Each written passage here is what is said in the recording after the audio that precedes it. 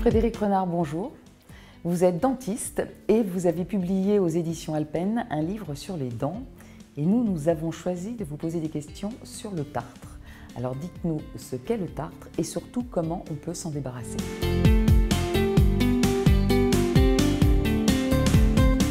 Alors comme dans une maison où la poussière peut se déposer régulièrement tous les jours autour des meubles, dans la bouche c'est la même chose. Nous avons notre poussière qui s'appelle la plaque dentaire. C'est un dépôt qui est mou, qui vient se coller sur les dents. C'est ce que nous retirons lors du brossage. Elle est composée de débris alimentaires, de cellules épithéliales desquamées, des muqueuses gingivales par exemple, et également des bactéries. Donc lors de notre brossage, nous retirons la plaque. Mais sous l'influence de la salive, au bout de quelques heures, elle va se durcir, un peu comme le calcaire se dépose autour du lavabo.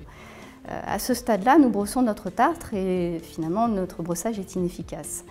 C'est un professionnel qui va retirer avec des ultrasons, par exemple, des instruments manuels, ou alors avec des méthodes de désinfection, ce tartre qui est dur comme du crépi, si en cas de pathologie, par exemple, en cas de pathologie gingivale. Existe-t-il des personnes qui vont être plus sujettes à développer de la plaque dentaire qui se transformera ensuite en tartre? Alors c'est essentiellement les personnes qui auront un brossage plutôt incomplet. Ensuite, les personnes qui auront des habitudes masticatoires avec une alimentation trop molle, par exemple avec les fast-foods. Et dernièrement, les patients qui ont des salives plutôt abondantes, mousseuses et plutôt acides. Quels sont vos conseils pour nous aider à nous débarrasser de notre plaque dentaire et donc du tartre? Je conseille fortement d'avoir un brossage complet plutôt que 3 brossages approximatifs. Un peu comme quand on tourne les meubles, notre nettoyage n'est pas complètement optimal. Donc le brossage est important et à ce titre, il faut demander à son praticien des conseils avisés, une pédagogie.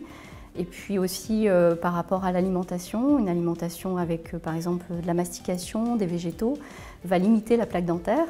Et certains conseils au niveau des habitudes en général et puis des profils un peu psychologiques avec des bouches acides. Dans mon livre paru aux éditions Alpen, je détaille ce que je qualifie être un brossage complet.